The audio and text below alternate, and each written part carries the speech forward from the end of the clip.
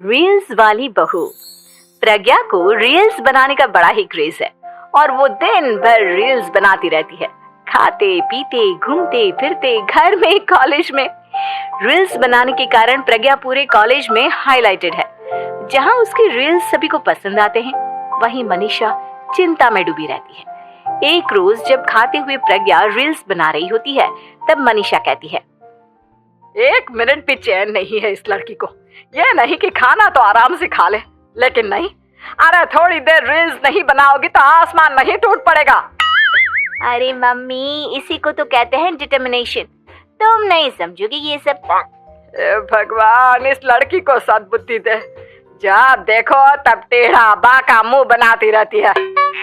मनीषा की बात का प्रज्ञा पर जरा भी असर नहीं होता और वो खाते खाते रील्स बनाती रहती है। दिन बीतने लगते हैं और देखते देखते प्रज्ञा का कॉलेज भी खत्म हो जाता है। आए दिन कोई ना कोई मनीषा को प्रज्ञा की शादी करवाने का सुझाव दे जाता है।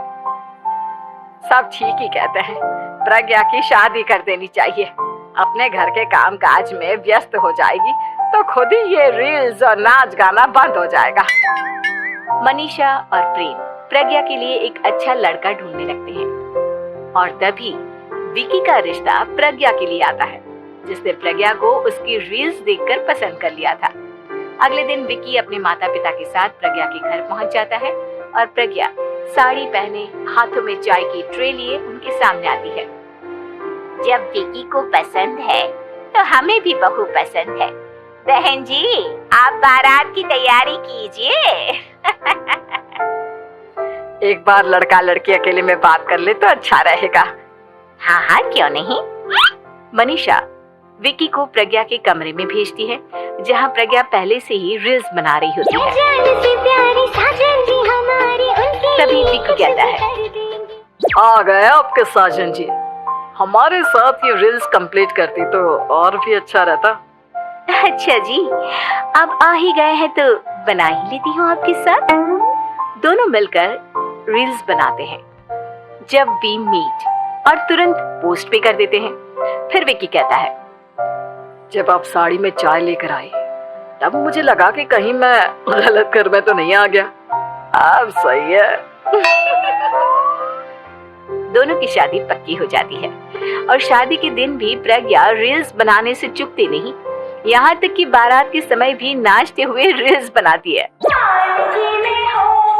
सभी लोग प्रज्ञा की तारीफ के पुल बांध देते हैं और प्रज्ञा नाचती गाती अपने ससुराल चली जाती है।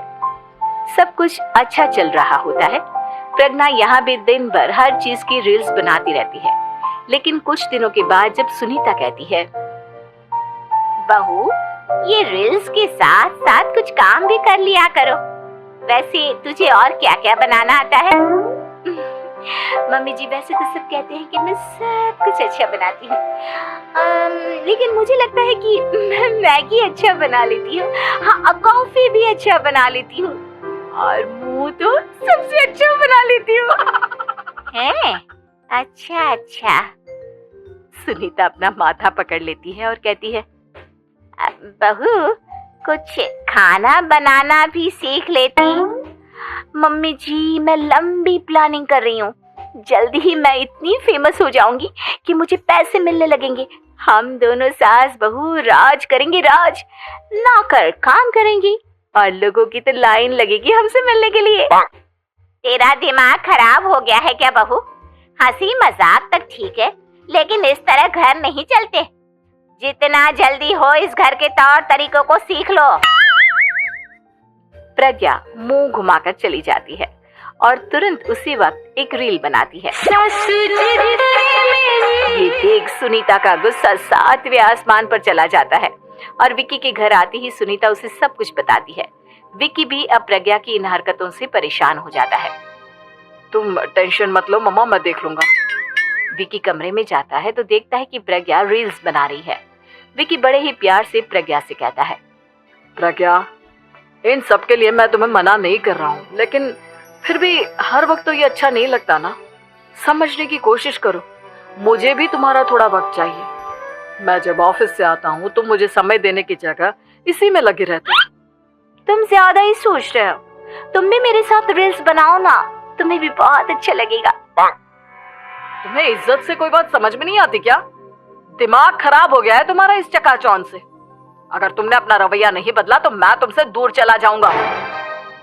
तुम ही रिश्ता लेकर आए थे, मुझे लड़कों की कमी नहीं थी और ना आज है। विकी दरवाजा पटक कर चला जाता है। धीरे धीरे विकी प्रज्ञा से दूर होता जाता है। एक रोज मनीषा प्रज्ञा के ससुराल उससे मिलने जाती है।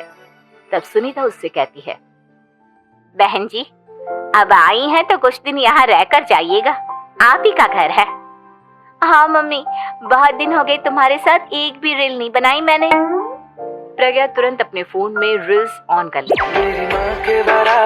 ये सब मुझसे नहीं होता। तेरा ये भूत अभी तक नहीं उतरा क्या? बहन जी आप कुछ कहती नहीं क्या इसे?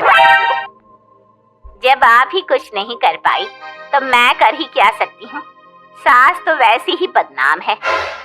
शाम को घर की लाइट चली जाती है और मनीषा प्रज्ञा से कहती है, मेरे घुटनों में बहुत दर्द हो रहा है, तू लाइट का कुछ इंतजाम करना बेटा। अच्छा कैंडल जला देती हूँ मम्मा। प्रज्ञा गाते हुए कैंडल जलाती है और खिड़की के पर्दे के पास रख देती है। मनीषा जिसे बहुत दर्द हो रहा है वो सो जाती है और प्रज्ञा हमेशा की तरह अपने रील्स में लग जाती है। उधर कैंडल की वजह से पर्दा आग पकड़ लेता है और मनीषा के कमरे में आग लग जाती है।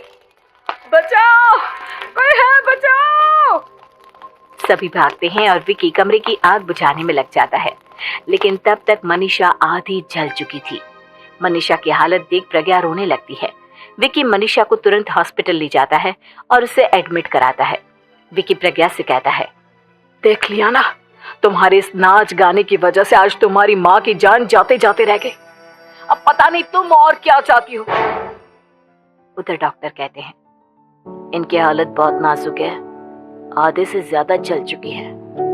प्रज्ञा रोती हुई मंदिर में जाती है और भगवान के आगे जाकर कहती है, भगवान मेरी माँ को ठीक कर दो, मैं कसम खाती हूँ हाथ से ये रील्स बनाना छोड़ दूंगी, बस मुझे मेरी माँ वापस मिल जाए। 2 दिन बीत जाते हैं और मनीषा खतरे से बाहर आ जाती है। पेशेंट अब ठीक है, आप लोग उनसे मिल सकते हो। सब कोई मनीषा से मिलता है और प्रज्ञा सबके सामने अपना फोन तोड़ देती है। मुझे माफ कर दो मम्मा, मैंने तुम लोगों की बातों को नजरअंदाज किया। बेटा कोई भी चीज जरूरत से ज्यादा खराब है।